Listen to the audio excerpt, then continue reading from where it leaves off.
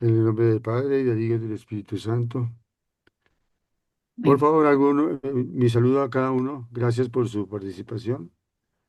Invoquemos al Espíritu Santo, a uno de ustedes que pueda recitarnos la bella oración de invocación del Santo Espíritu.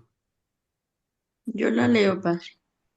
Oh Espíritu Santo, amor del Padre y del Hijo, inspírame siempre lo que debo pensar, lo que debo decir, cómo debo decirlo, lo que debo callar, cómo debo actuar, lo que debo hacer para gloria de Dios, bien de las almas y mi propia santificación.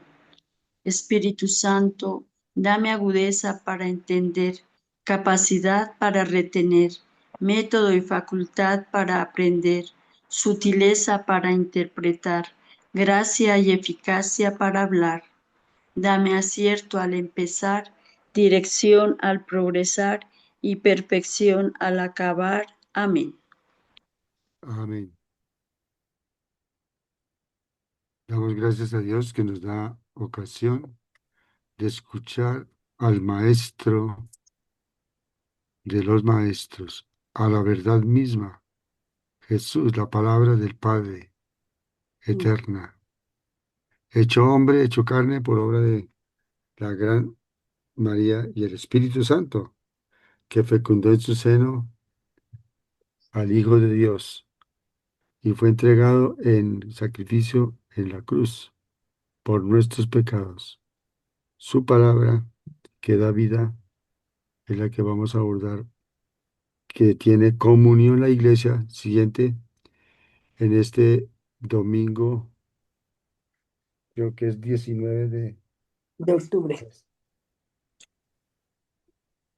Esa divina palabra hoy tiene versiones al alcance de los estudiantes, discípulos, creyentes que abordan la palabra con bellos ejemplares, no tanto por los gráficos, sino por la calidad de los comentarios.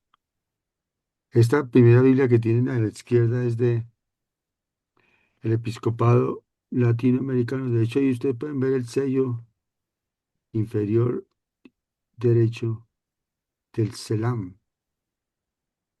Centro de Estudios Latinoamericanos, que hizo una buena traducción con especialistas latinoamericanos. Viene uno en pasta blanda de tela, una especie de tela. La siguiente es la Biblia de Navarra, hecha por los estudiosos del Opus Dei del norte de España. Muy buena, duró 30 años ese diseño de esa comentario de esa Biblia. La de Jerusalén, que es técnicamente utilísima por las citas puestas y estudiadas en dicho sentido, puramente técnico. Carecen un poco de cuestiones de enfoque espiritual. La Santa Biblia de Padre John Strobinger, una edición de difícil, de restringida circulación, es cara y es letra muy pequeña. Toca proveerse de lupa y de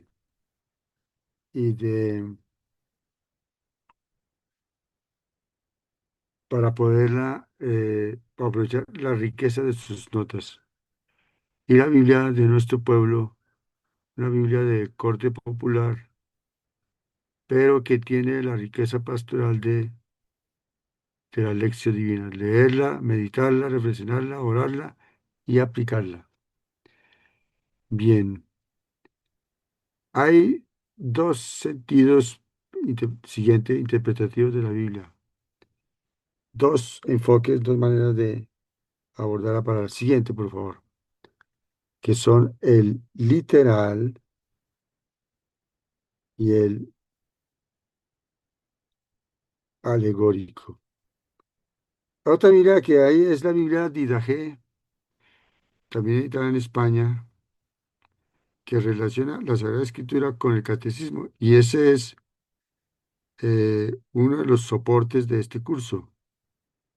El principal soporte de este curso de este comentarista de la Biblia se basa en el aporte de esta Biblia, que toma los números de la Biblia que tratan el tema.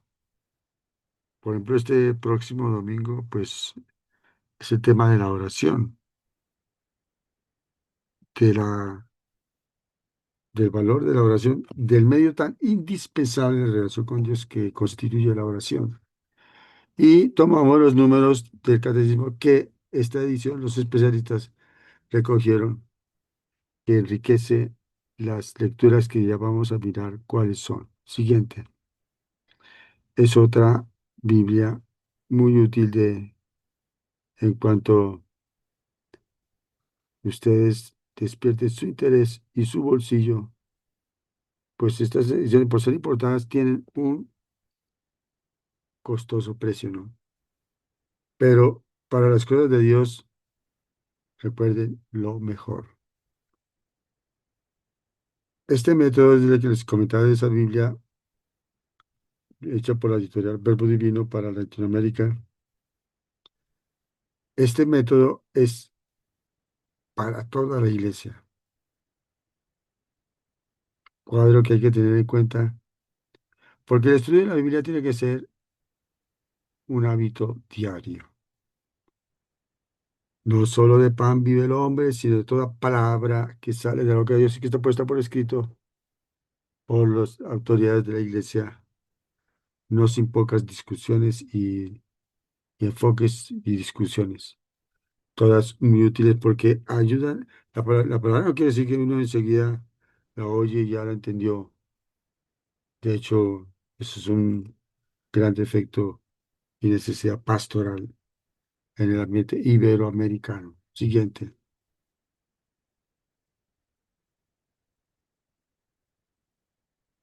Hay dos obras que recomendamos porque un creyente católico que estudie la Biblia tiene que tener al lado el catecismo.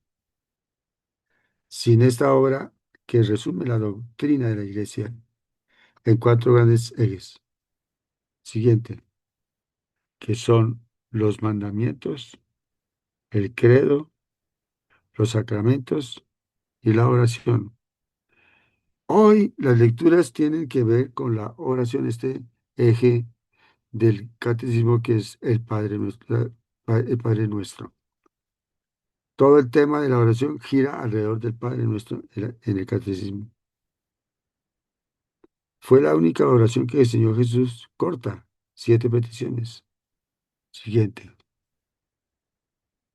En eso es lo que nosotros en esta hora, complementada por Didier, a las 4. La Biblia comentada por los padres de la Iglesia es una excelente obra de varios tomos, muy costosa, pero tiene que serlo por la calidad del contenido y de la edición. Y la Biblia completa interlineal, es decir, se interpone el texto en hebreo en el Antiguo Testamento y el texto en griego en el Nuevo Testamento para, junto con la línea del idioma español, quienes sean estudiosos de estas lenguas, indaguen, eh, rastreen los alcances de un término de la Biblia. Es para personas pues, muy estudiosas. Eso es como para el ámbito académico muy refinado, pero no quita que alguno de ustedes tenga interés en los idiomas de la Biblia y desee profundizar el alcance de un término, un párrafo, un libro. Siguiente. Decíamos que hay dos sentidos de la escritura, literal y uno espiritual, este se divide en alegórico, anagógico y moral. El literal utiliza la crítica literaria y la crítica histórica, es decir, no es cualquier estudio de la escritura. Hay muchas disciplinas eh, académicas para el abordaje e interpretación de la Biblia. Siguiente.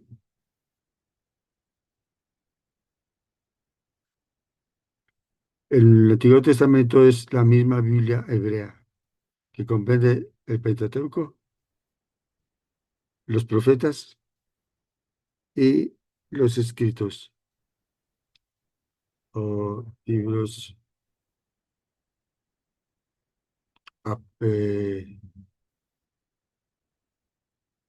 que no tienen reconocimiento, no son, están incluidos en la Biblia ni hebrea ni en la protestante, que es también la Reina Valera utiliza la misma, bueno, que tuvieron un origen eh, y difusión con lengua griega.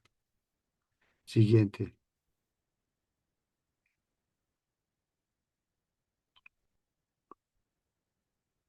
Esta, vamos a repetir unas cuantas clases, esta lección divina, las 7 llaves, que es un recorrido tipo metodología, lección divina, para que ustedes lo repasen, lo tengan en cuenta. Nos abstenemos de leerlo, solamente les presentamos porque está muy valioso para el estudio de la Biblia. Siguiente. Aquí tenemos la primera llave, las 3 siguientes, siguiente, y las 3 siguientes que completan una excelente metodología, ambientación, ilustración, que desmenuza los 4 pasos del estudio bíblico permanente de un buen cristiano que explota la palabra. Leer, meditar, reflexionar, contemplar y practicar. Algo que nos enseña mucho el apóstol Santiago en su carta en el Nuevo Testamento. Jesús nos enseña a orar. Se intitula este archivo de esta ocasión.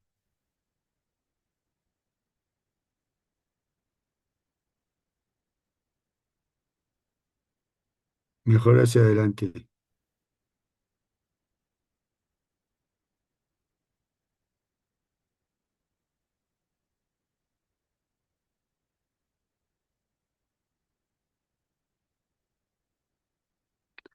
Para esta 29ª semana de tiempo ordinario. Jesús, orando agonizante en Getsemaní, pidió a sus discípulos y en ellos a cada uno de nosotros vigilar en oración nuestra vida. Y nos pregunta, de hecho ahí faltó el interrogativo, ¿no puede vigilar una hora conmigo? Que no tengamos la misma actitud de estos apóstoles que se durmieron. Y ese es el derrotero de esta palabra en este 29º domingo. Jesús orando a pesar del cansancio y la noche, incluso antes de su captura y tortura. Jesús estaba orando. Frente a las amenazas y grandes peligros para el alma de cada uno y los pueblos, orar, vigilar, porque en cualquier momento sabemos que el Señor nos llamará a cuentas. Pero también hay que estar preparados de, de frente a las eventuales persecuciones eh, y situaciones que están en contra de cada uno. Siguiente. El Señor, por lo tanto, nos pide velar, si no las 24 horas, por lo menos una. el misterio que dice la Escritura que Jesús entregó su sangre para limpiarnos de todo pecado. Siguiente, nos recita la primera carta de Juan, son tres, capítulo 1, versículo 7. Toda la Escritura habla de Jesús, Mesías esperado por los judíos, pero no reconocido, que apareció como un hijo de hombre, denominándose a sí mismo hijo del hombre. Él no predicó ni enseñó que era hijo de Dios, sino el hijo del hombre, es decir, el hijo de Dios en carne humana, carne y hueso, músculo y nervio. Él es rey de dolor. Su corona, por eso aquí está cruzada con la corona del rey victorioso, poderoso, que tiene las riquezas espirituales, pero que las va a completar porque va a integrar en salvación este cuerpo, esta materia. Siguiente,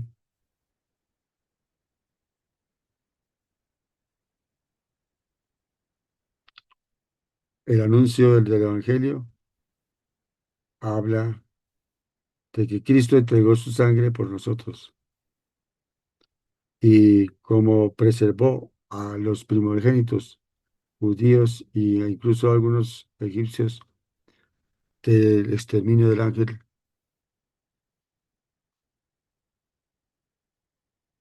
así también a nosotros cuando comulgamos, comemos el cuerpo de Cristo y la sangre suya bebemos, que nos preserva de la perdición eterna e incluso del sufrimiento eterno. Siguiente. Al modo de como sucedió en Éxodo al pueblo de Israel, capítulo 12. La Biblia tiene este recorrido. Este es un resumen de la historia de la salvación. Dios nos creó en Adán y Eva y nos redimió en Jesús y nos santifica en el Espíritu Santo. Eso está resumido en la cruz. Alude a un árbol, el pecado de origen, y a un árbol de salvación, la cruz, que era un signo de maldición. Siguiente.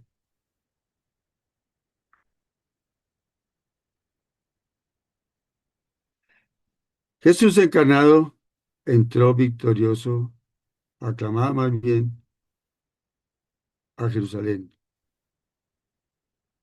y lo alabaron como a rey.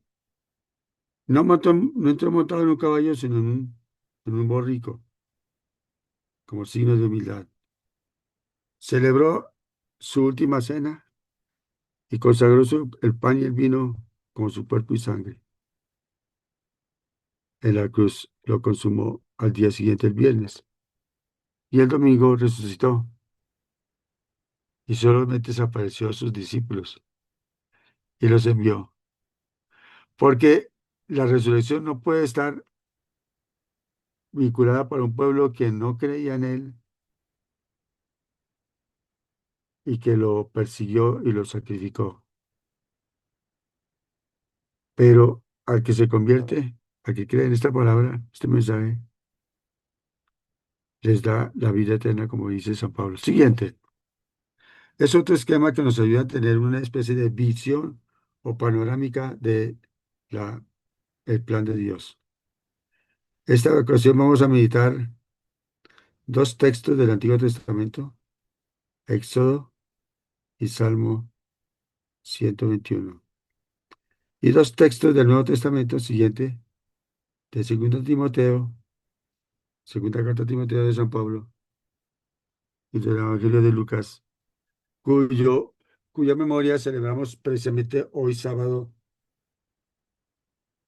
19 de octubre. Siguiente. Estos cuatro textos los que vamos a contemplar tienen que ver con la oración. Las manos son instrumentos de oración. Las manos tienen tantas operaciones, Pero aquí, en este abordaje de este domingo 29, alude a la alabanza, se alaba a Dios agitando las manos o aplaudiendo. Hay cantos que requieren o hacen uso de las palmas. Las manos también se emplea para pedir a Dios por otros, pedir para sí, pedir para la iglesia, pedir la fuerza de Dios, pedir el Espíritu de Dios. Las manos también se usan para dar gracias, agradecer tanta bondad y tanto amor de Dios. Las manos también para rendir el culto de adoración que es exclusivo para y de Dios. Siguiente. Vamos a ver entonces Éxodo 17, 8 y 16, que habla de la oración de Moisés por el pueblo. Veamos qué nos dice al respecto este texto, en que las manos, integradas con los brazos, suplican a Dios, claman a Dios. Completa la oración del corazón. En realidad, con el cuerpo se ora desde el corazón. Dice que un enemigo de Israel, Amalek, lo atacó y Moisés dijo a Josué que escogiera hombres para combatirlo y que él estaría en pie sobre la cima del monte con el bastón de Dios en su mano para pedir la ayuda de Dios. Eran tiempos de guerra, bueno, digamos guerra aguda, ¿no? Y mire cuál es el plan para defenderse de un enemigo. En lo alto del monte, la altura del monte alude al altar. Por eso el altar en todo templo alude a la altura. Siempre hay que buscar un lugar aislado para orar. Ciertamente un templo pues destaca sobre las demás habitaciones de un pueblo. Con el bastón de Dios, es decir, la autoridad divina. Bien, Josué hizo caso y mientras Moisés tenía alzadas las manos, vencía a Israel. Pero cuando las bajaba, vencía a Amalek. Siguiente. Por lo tanto, es natural que uno al levantar las manos se canse. Entonces, dos siervos le sostenían las manos. Miren cómo se puede orar desde la fragilidad de uno. Hay que orar a pesar del cansancio. Hay que orar. En este caso del sueño, como lo vimos en la escena de Getsemaní.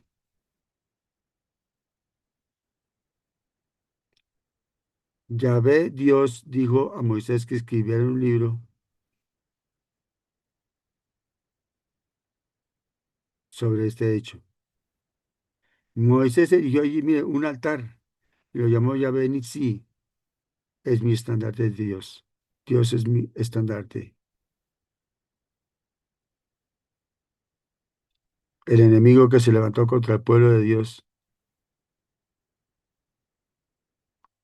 no es casual, no es ligero el tema que dice la Biblia. No recuerdo en qué parte está, dice, a quien te bendiga, lo bendeciré, y a quien te maldiga, lo maldeciré. Dios eligió al pueblo y Dios de Israel. Y Dios eligió sacerdotes que interceden por el pueblo. Y este es el verdadero Dios. Esto no sucedió ni sucede con Mahoma, ni Krishna, ni Vishnu, ninguna deidad hindú o asiática. No, solamente con estos personajes del pueblo de Israel y el principal de Dios Jesús, Dios y hombre verdadero, como recita nuestra carta de fe. Muy útil que se consulten los textos de los versículos 12, 13, 14, hasta el 16, que se tiene ahí en su izquierda, para efectos de profundizar. Esto está tomado de la Biblia de Jerusalén porque tiene ese útil recurso. Siguiente. Entonces la oración aquí está vinculada con los gestos del cuerpo. La oración es clave para vencer la tentación. El tentador es un ángel caído, pues que adopta diversas formas. Y aquí tenemos una escena en que se refleja que Jesús, como cualquier hombre, fue tentado, pero el demonio estaba atento a que Dios apareciese en figura humana, pero no sabía cómo y dónde. Por eso tienta a Satanás tratando de averiguar eso si era el Hijo de Dios. Siguiente. Veamos qué nos dice el número 2119, 2119 del Catecismo, a propósito de esta primera lectura de Éxodo 17.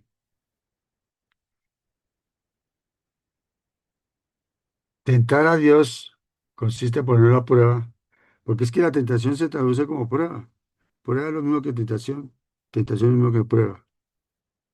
De palabra o de obra, su bondad y su omnipotencia. Esa tentación la experimenta muchas personas, que Dios no lo quiere, Dios no lo escucha. El silencio de Dios. Jesús experimentó esta tentación en la cruz. Preguntó, Dios mío, ¿por qué me has abandonado? No es que él estuviera abandonado ese pensamiento, lo que pasa es que como humano quiso mostrar que también experimentó eso, la lejanía de Dios, la aparente lejanía de Dios. Pero Dios está ahí. La fe nos sostiene en creerlo. De hecho, hay una frase de un salmo que dice que le preguntan al creyente, ¿dónde está tu Dios? Cuando sufras una prueba terrible, vas a experimentar eso. Dios no está por ahí. No, mantente firme, no caigas en la tentación. Haz voto como hizo Job. Estas son las sumas malas que tuvo Job. Y exclamó, Dios me lo dio, Dios me lo quitó. Bendito sea el Señor. Si hay una oración poderosa que tiene la Biblia en el Antiguo Testamento es esa. Bendito sea Dios. No te preguntes ni te abandones a la desesperación, sino di, bendito sea Dios. Espero en ti, confío en ti. Decir como lo enseñó a Margarita Alacoco, Jesús, en ti confío. Jesús se opuso a la tentación diabólica. No tentarás al Señor tu Dios. Tomado del libro que nos faltó a nosotros del Deuteronomio. No tentarás al Señor tu Dios. De pronto, si la puede poner en el chat, eh, esa cita que es de Deuteronomio, esa frase, no tentarás al Señor tu Dios. El reto que contiene este tentar a Dios lesiona el respeto y confianza que debemos a nuestro Creador y Señor, porque contiene sí, hay que buscar en qué parte, qué cita está esa. Yo recuerdo que está en, Deuteronomio 6:16. ¿cuál? Deuteronomio 6:16. No Deuteronomio tentarás seis al Señor 16. tu Dios. Escriba ahí en el Tu chat. Dios. Deuteronomio 6 16. Muy bien. Ven, una duda que se alimente y se consienta sobre el amor de Dios crea una falta de respeto y confianza en Dios. Gracias. Qué bien. Siguiente. 6:16. Sí.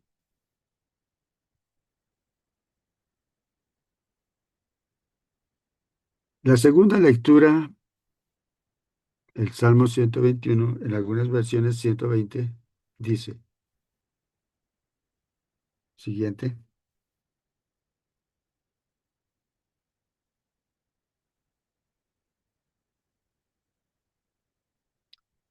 Es muy útil musicalizar siempre el Salmo. Las Paulinas tienen un libro para cada ciclo de los tres A, B y C del año que musicaliza los salmos del domingo. Eh, quien esté interesado, es bueno que averigüe ese material y se ayude en las liturgias de la Eucaristía a ofrecer ese recurso. Los salmos es preferible cantarlos. El guardián de Israel es Dios. Recuerden que Israel entraña también toda la humanidad que escucha y atiende este pasaje. El creyente de este salmo dice que alza sus ojos como Moisés al monte, como esas manos que suben. Y esa es una actitud. La otra, no duerme, es decir, sacrifica algo del descanso. No quiere decir que toda la noche no duerma. Pues algunas almas lo harán, ¿no? Pero en general, darle una porción de nuestro tiempo a la oración. Mire, y el versículo 4 no duerme ni dormita. O sea, en medio duerme, medio vigilia. Pero Dios sí hace eso, no duerme ni dormita el guardián de Israel que es Dios. Nos dice el Salmo 121. Alzo mis ojos a Dios alzo mis oídos para que me oiga. Siguiente. Tiene también referencias paralelas en otros salmos, este 121. Dios es tu guardián porque tenemos el enemigo del alma que es Satanás. Te guarda de todo mal, guarda tus entradas y salidas. Aunque no lo entiendas ni lo veas en tu modo de ver. Recuerda que nuestra visión es corta espiritualmente. Necesitamos Espíritu Santo que nos abra el entendimiento, nos abra el corazón, que tiene su razón respecto de la voz de Dios, de este guardián que nos cuida día y noche. Si un papá y una mamá se preocupan de sus hijos, ¿no lo va a hacer Dios con nosotros? No.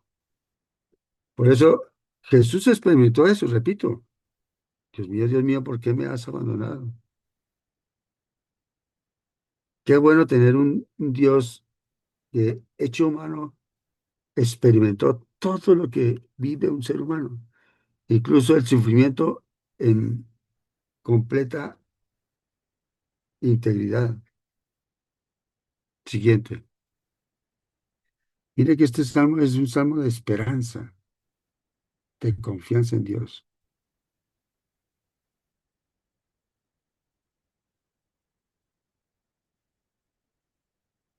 Se ora en comunidad, se ora con el cónyuge. No es bueno que el hombre esté solo. Alude al matrimonio. Vamos, que eso lo cita el 1605 del Catecismo. Siguiente.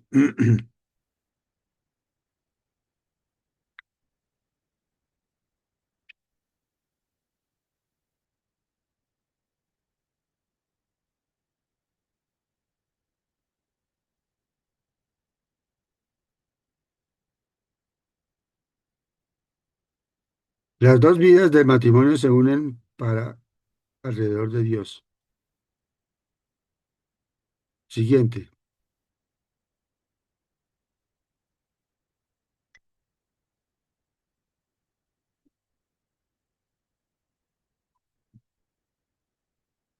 Segunda carta de Timoteo,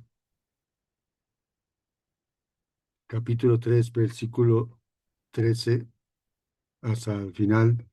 Y luego del capítulo 4 hasta el versículo 5 del capítulo 4 de Timoteo.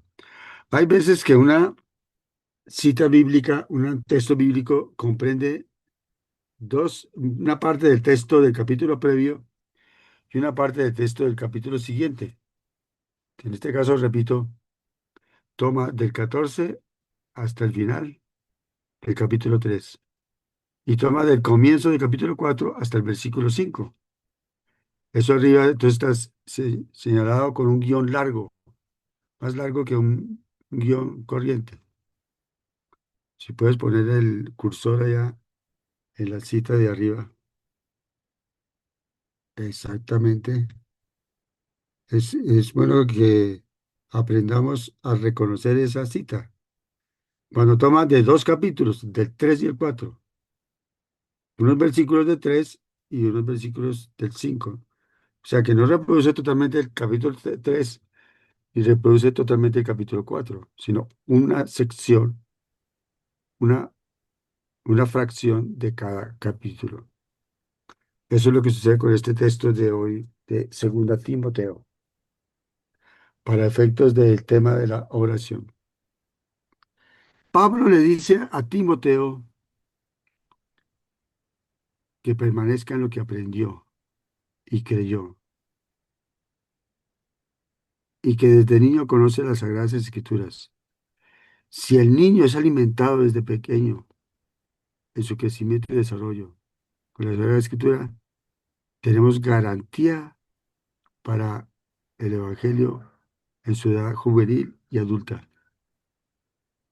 Y precisa que toda escritura, mire que lo valioso para nosotros eso, que estamos interesados en la Sagrada Palabra.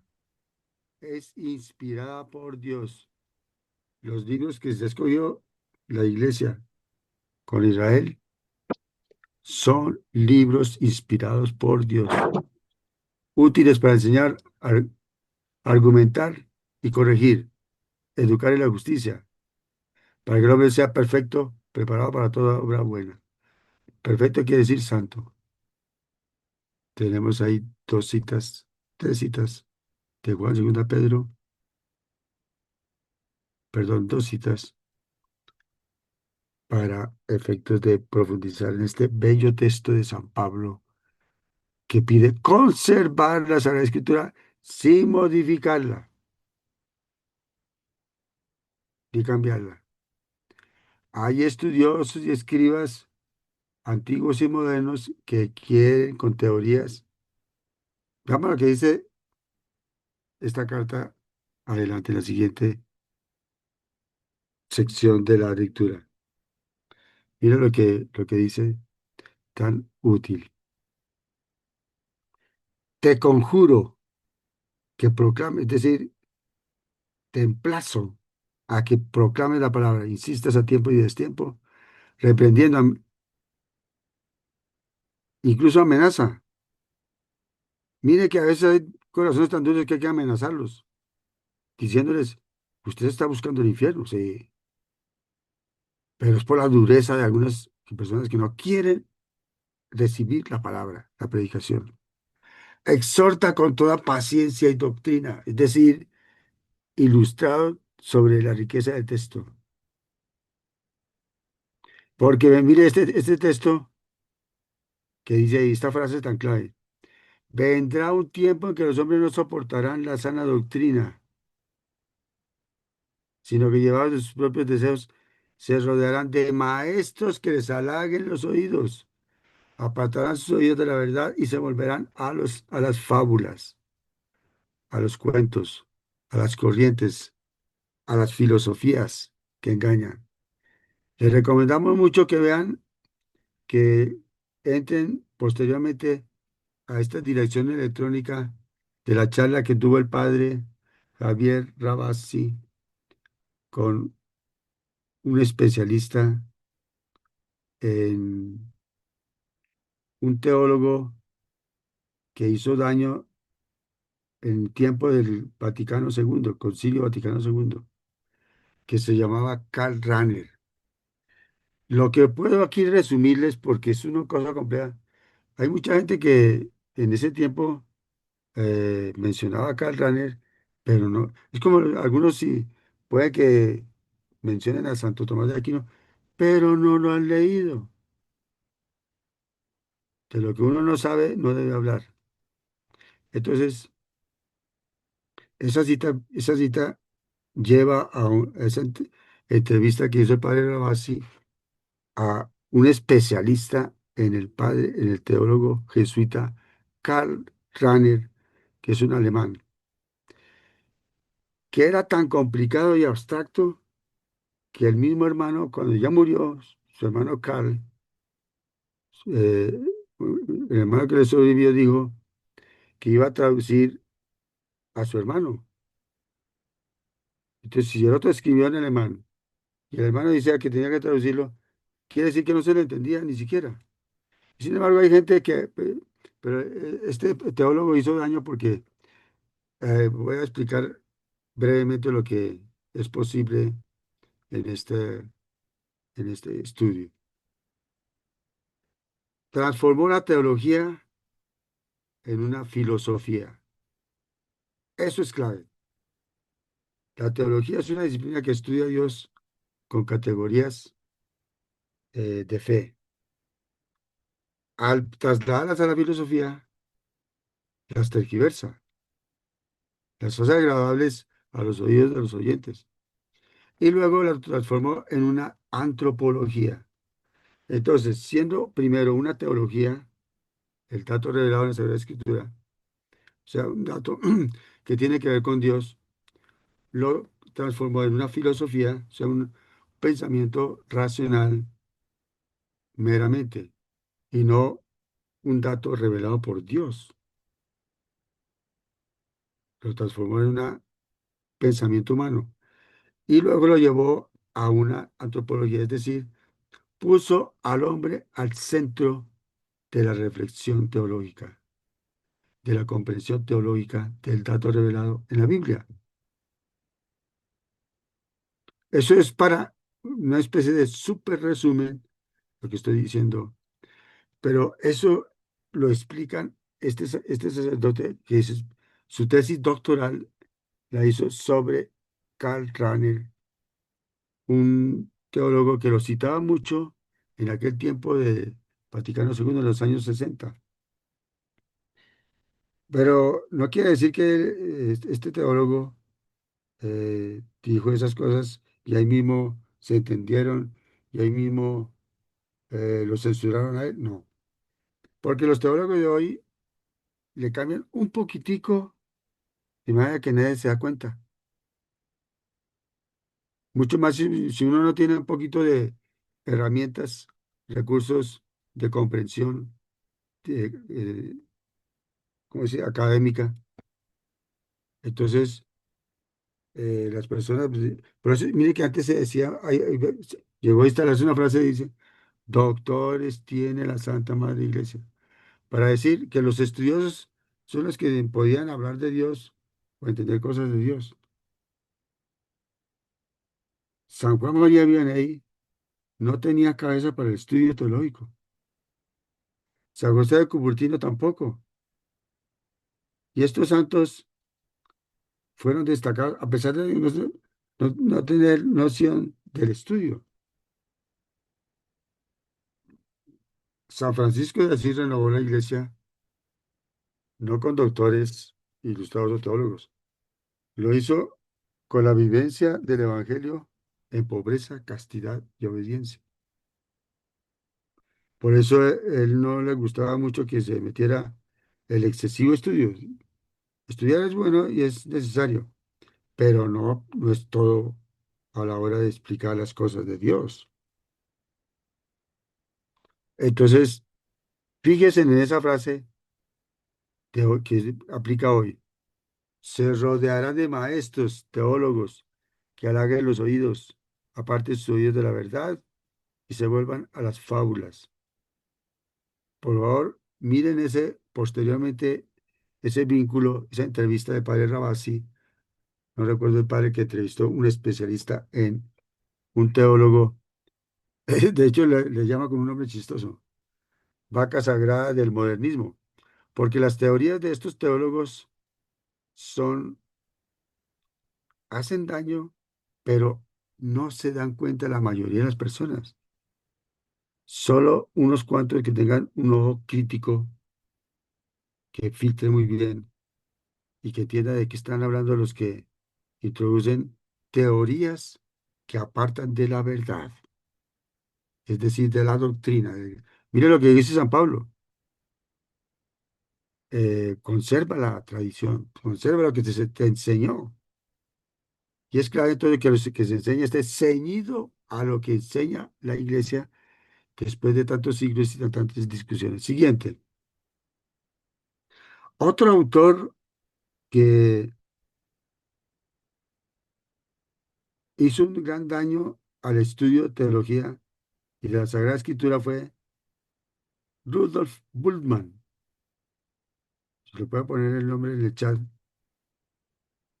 Y este señor, este también es un pensador alemán, pero era protestante, luterano, que tenía reconocimiento y aceptación en el ámbito católico. Este dijo que la Biblia había que quitarle los mitos que tenía,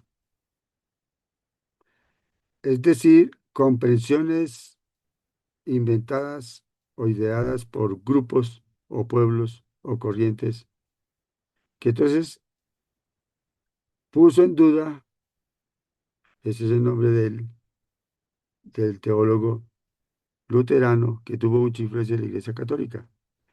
Y esta hierba se entró en el seminario en las facultades de teología. Pensar que la Biblia es una serie de cuentos o de mitos. Le quitó el carácter sobrenatural y le dejó solamente el natural. Incluso creó una división, lo que se llamó eh, una comprensión de Jesús, del Jesús histórico, o sea que no teníamos exactitud sobre el Jesús histórico y el Jesús de la fe. Entonces, que nosotros lo que tenemos que hacer es fijarnos en Jesucristo de la fe, el que la fe de cada uno puede comprender. Y eso es una hierba protestante, porque eso produce división tras división, al infinito, hasta que destroza completamente a Jesús.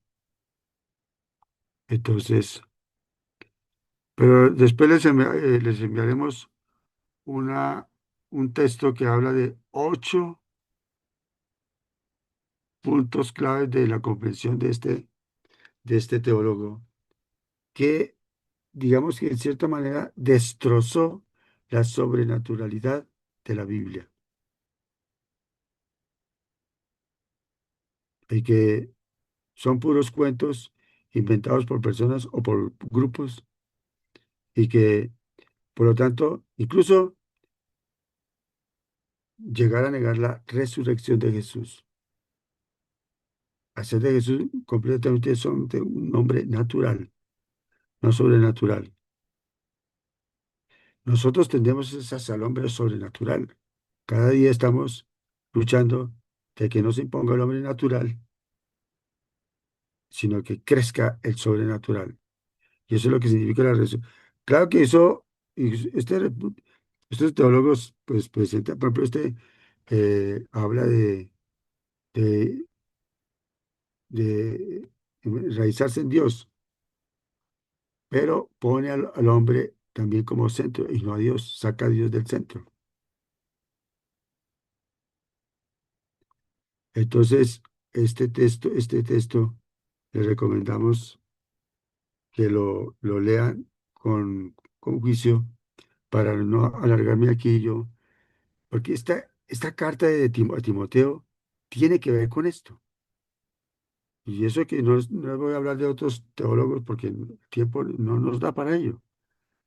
En todo caso, hay riqueza en Internet para comprender resumidamente todo esto. Y que tampoco nos venga a engañar la inteligencia artificial con otras teorías, otros cuentos, eso sí, engañosos, porque ya ellos pueden reescribir teología con una gran suficiencia. Eso es lo que hay que tener mucho cuidado. ¿De qué me sirve a mí estudiar la palabra el domingo ajá, si, si yo no discierno, no distingo, ¿dónde está el error? Pero el error está, por eso tenemos que ayudarnos de buenos pastores, como el padre Rabasi, el padre también, eh, creo que se llama Luis Toro, el padre que promueve un estudio de la Biblia interesantísimo y que tiene una labor pastoral muy valiosa, muy valiosa. Recomiendo que este padre empleemos el tiempo en escudriñar sus aportes en la comprensión del sagrado texto. Siguiente, Luis Toro, gracias. O número 852 de Catecismo, esforcémonos por añadir a la fe virtud, a la virtud de entendimiento, al entendimiento, dominio propio, al dominio propio, constancia, y a la constancia, devoción a Dios. Nos dice San Pedro en su segunda carta, capítulo 1. Siguiente, unas manos que se elevan, suplican a Dios. Nos dice el número 852 que el protagonista de la misión eclesial es el Espíritu Santo. Cristo transitó el camino de la pobreza, la obediencia, el servicio y el sacrificio hasta la muerte de la que surgió victorioso por su resurrección. Así, el teólogo que les mencionaba último eh, afirmó lo del querigma. El querigma es el anuncio de la muerte, resurrección de Cristo,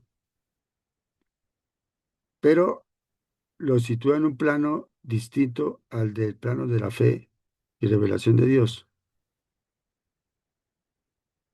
Por eso, si Cristo no es visto como Cordero inocente que murió por los pecados de todos, no hay nada que hacer. Tener a otro Cristo no es posible. Esto está en la revelación de los apóstoles que escucharon al mismísimo Dios hecho hombre y la iglesia recogió esa predicación y la cocinó. Pero ha sufrido diversos ataques de diversos herejes, de diversos estudiosos, que eso es lo que conviene estudiar. Por ejemplo, por eso Bullman niega la apologética. La apologética es una disciplina teológica que defiende la fe de los errores modernos. ¿Cuáles son esos errores? Conviene que tengamos un poquito de estudio. Yo les recomiendo, pues a ver si yo puedo escribir en el chat, les recomiendo eh,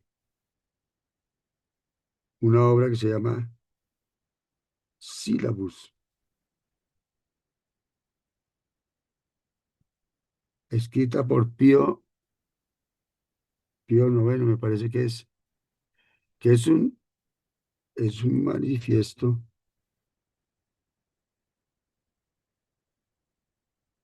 contra el modernismo.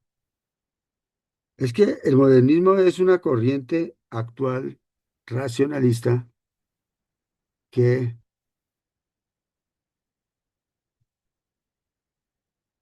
ataca la verdad católica, la verdad del Evangelio. Se escribe así, muchas horas en latín, ¿no? Sílabos. Entonces, ese documento en Internet es importantísimo que ustedes lo lean, de cara a entender los ataques contra la doctrina, las enseñanzas de la Iglesia Católica, la esposa de Jesucristo. Ese, eh, nosotros se nos escapó poder haber consignado algún resumen de eso. Espero en la próxima clase también citarlo. Uy, ya estamos encima. Siguiente,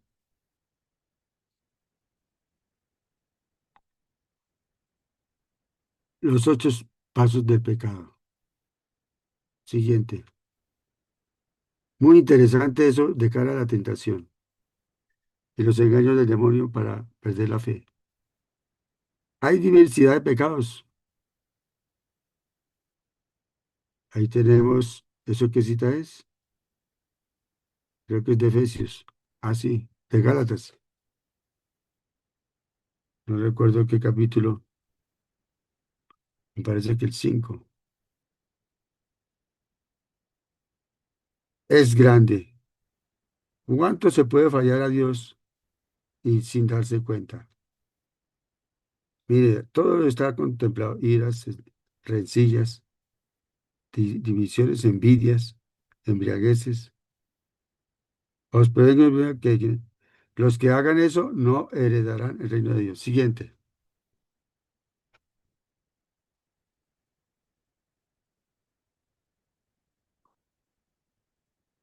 Pida la sabiduría a Dios, que la proporciona el Espíritu Santo. Nos dice Santiago. Siguiente.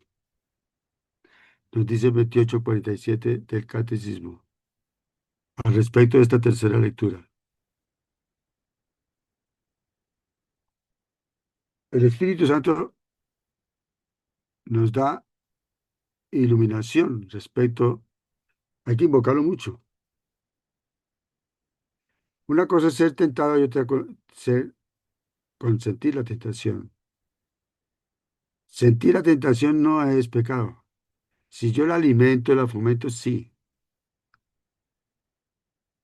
Por eso hay que tener discernimiento espiritual que proporciona el Espíritu Santo. Dios no obliga a nadie. Respeta. Siguiente. Persuade, sugiere, invita, llama. Siguiente. Vamos a ver qué nos dice el Evangelio al respecto de la fe y el gran instrumento de la oración. Nos presenta 3 ejemplos Jesús. En este Evangelio de este domingo dice la viuda importuna, que pide justicia a un juez injusto. El juez le hace caso porque la viuda machacó, machacó, hasta que el juez sordo, reacio, les escuchó. Y dice el Señor Jesús, Dios no hará justicia a sus elegidos que claman a Él día y noche. Para aquellos que se cansan y creen que Dios no los escucha, aunque los haga esperar. Mire, mire esa frase, aunque nos haga esperar.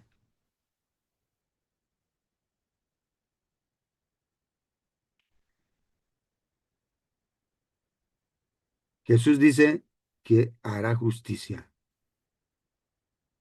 No en mi plazo, en mi tiempo. Ahora, por eso mete una gran pregunta. ¿Encontrará fe en la tierra cuando Él venga? Qué cosa tan seria, ¿no? De manera que nosotros oremos con constancia y con fe. Y si no la tenemos, hay que pedirla. El Espíritu Santo se encarga de eso. Siguiente. Tenemos entonces 3 casos. Uno es este de la viuda persistente, cansona o machacona.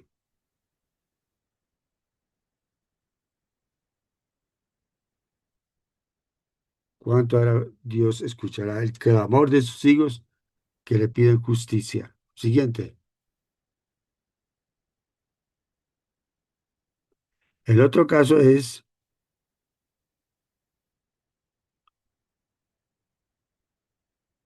hay oración de alabanza, dijimos al comienzo, de acción de gracias, intercesión y de súplica. Es preciso orar siempre sin desfallecer. Siguiente. Nos dice el número 2098. Qué riqueza. Hay un pasaje que muestra la constancia ante el poder de Dios, la lucha de Jacob con el ángel. Siguiente. Nos dice el 2573 que está en el libro de Génesis. Creo que el capítulo, capítulo 32. La iglesia toma este relato de la lucha de Esaú con el ángel como un combate de la fe y una victoria de la perseverancia.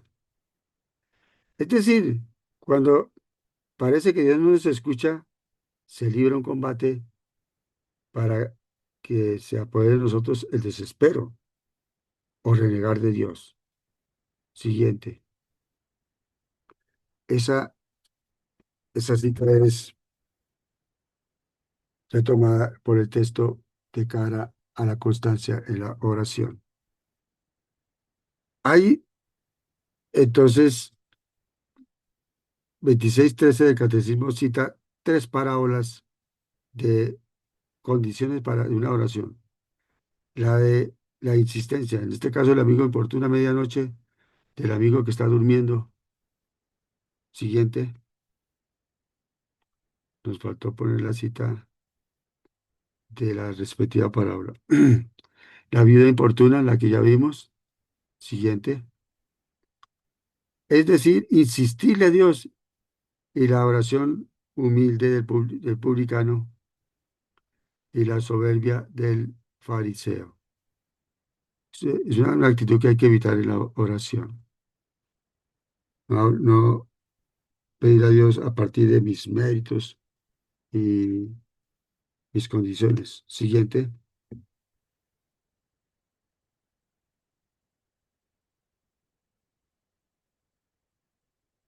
26:13 cita esas tres eh, palabras que enseñan sobre las actitudes a tener en la oración. Siguiente.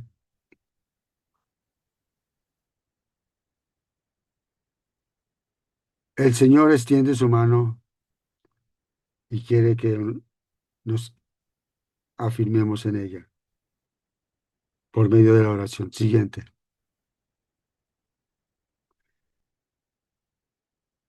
Veamos qué nos dice este cuadro que evoca la escena de oración de Jesús en Getsemaní. Siguiente. Ya mencionaba al comienzo de este estudio. Dios envía un ángel para consolar al que ora.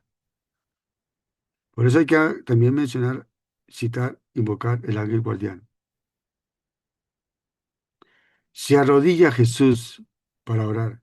La oración de rodillas tiene mucho poder. Siguiente.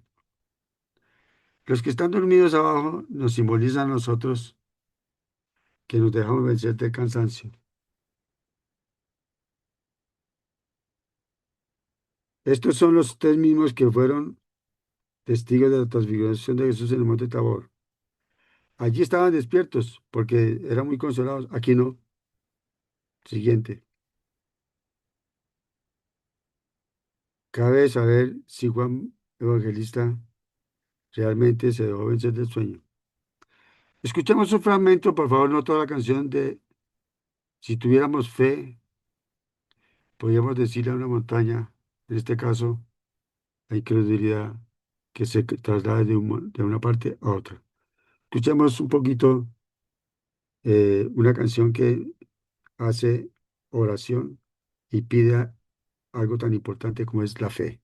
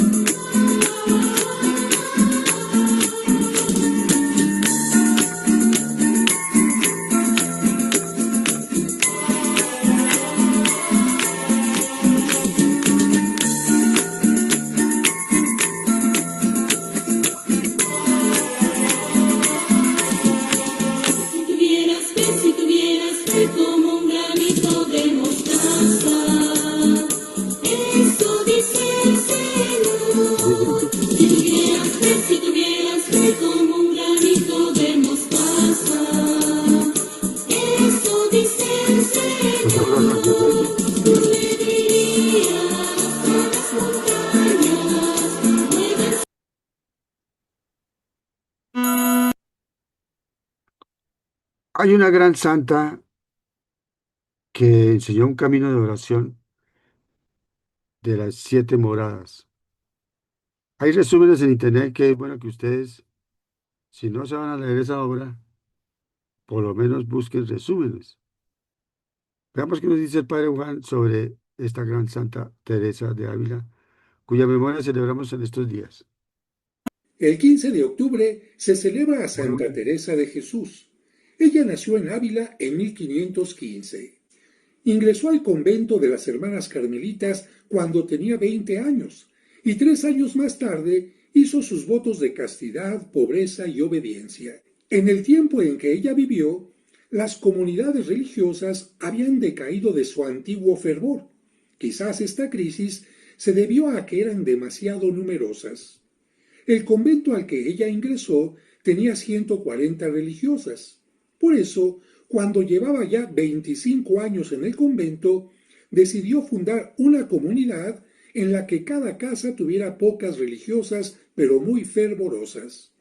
Después de que el obispo de la ciudad aprobó su idea, una viuda rica le ofreció una pequeña casa para su obra. Así comenzó su comunidad que, a diferencia de las carmelitas, se llamó de las Carmelitas Descalzas. Ese nombre indicaba que vivían con mayor fervor y austeridad. Con la ayuda de otro santo llamado San Juan de la Cruz, fundó también una comunidad para hombres. Su obra tuvo tanto éxito que rápidamente se difundió por toda España y el mundo. Escribió varias obras que se han hecho famosas. Su autobiografía titulada El libro de la vida, el libro de las moradas o castillo interior que ayuda a llevar una vida mística, y las fundaciones o historia de cómo fue creciendo su comunidad. Sus escritos son considerados textos clásicos en la literatura española. El arte la representa con un ángel que traspasa su corazón como signo del amor que tenía a Cristo. Murió el 4 de octubre de 1582. El honor honor a esta santa leyendo sus obras en internet. No describamos en la oración la devoción a los sagrados corazones de Jesús y María. Siguiente. Ojalá abordemos un libro como este, que Jesús ayuda en semejantes tiempos tan difíciles con estos auxilios, estos recursos tan valiosos para nuestra alma y nuestra fe. Siguiente. Hay otro libro en el que María exhorta al pueblo cristiano a crecer en santidad. Siguiente. Una devoción para estos tiempos tan difíciles. Honrar el rostro de Jesús, el divino rostro. Siguiente. Una devoción de mucho rezar los martes. Me has dicho a mi alma, busca mi rostro. Tu rostro buscaré, Señor, no me escondas tu rostro, dice el Salmo 27. Siguiente. Digámosle, por favor, a algún lector que nos ayude en este momento que no es cualquier tiempo el que estamos viviendo.